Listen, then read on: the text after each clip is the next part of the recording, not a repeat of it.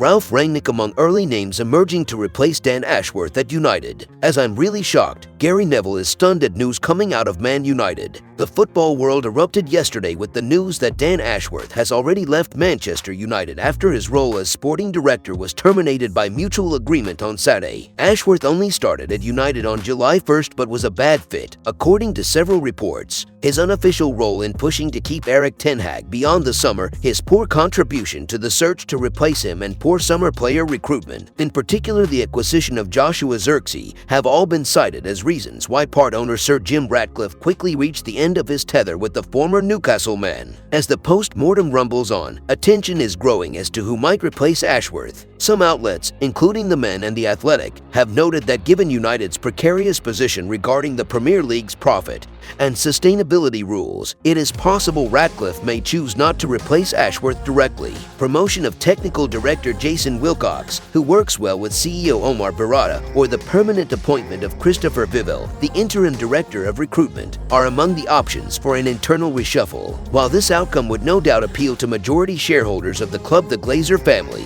who have often promoted from within in the past, it does not fit with Sir Jim's philosophy of recruiting the best in class in key positions such as sporting director. If finances permit, the most likely candidate to replace Ashworth is Crystal Palace's Dougie Freedman. As The Sun points out, Freedman came close to getting the job when Ashworth pipped him at the post. He has done an exceptional job at Selhurst Park, finding players such as Eberechiez, Mark Gahey and Michael Allies. Reports emerged yesterday that Atletico Madrid man Andrea Berta is in line for the job. He has been at the Spanish club since 2017 and is credited with the acquisition of players such as Ballon d'Or winner Rodri, who he bought for €20 million and sold for €70 just a year later, Alvaro Morata and Matheus Cunha. He has also overseen some dubious purchases, such as €75 million for Julian Alvarez and in particular an ill-advised €127.2 million splurge on 19-year-old Joao Felix. Next favorite is Juventus man Cristiano Gentili, with Leakin Jordan, Paolo Maldini and Julian Ward all in the running. Paul Mitchell, Ashoa's replacement at Newcastle, comes in next, but it seems that ship may have sailed. The Sun also mentions the possibility that United could consider going back to Ralf Rangnick, now manager of the Austrian national team. Rangnick was interim manager at United and famously claimed the club needed open heart surgery to get it back to the top of world football. The comments were a nail in the coffin of his relationship with the old executive structure at the club, but proved to be correct. Rangnick's promised consultancy role was ended before it began, with rumors that he and Erik ten Hag could not work together. So although unlikely, it is not altogether absurd to suggest that he could be approached by the new regime. Whether he would be open to returning to the club after such an ignominious exit remains to be seen. In other news, I'm really shocked. Gary Neville is stunned at news coming out of Man United. It seems like Manchester United cannot get anything right at the moment. The Red Devils are struggling to get results on the pitch and have lost their last two Premier League matches against Arsenal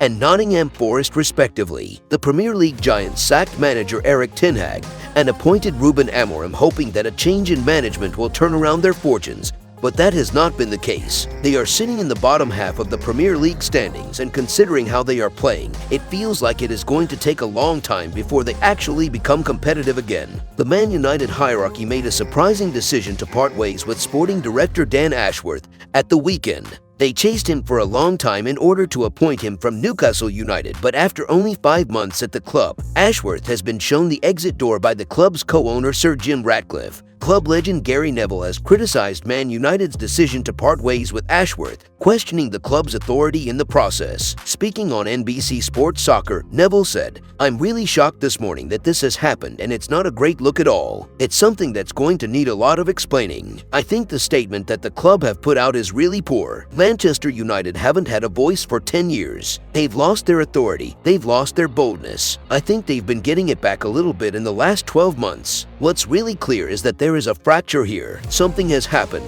Man United struggles continue on and off the pitch. It is another decision that shows the confusion at the club and how Man United are unable to get things right at the top." Ashworth's exit just a few months after his arrival is a sign of trouble behind the scenes in the Man United hierarchy. Since taking charge of the club, INEOS has endured a difficult time at Old Trafford, and while they have spent heavily in the transfer market to strengthen the squad, that has not translated into positive results on the pitch. Increasing tensions between Ashworth and Sir Jim became the reason of the exit for the former Newcastle United man. If you enjoyed the video, make sure to smash the like button and make sure to subscribe to Man United Hub to get all the latest updates.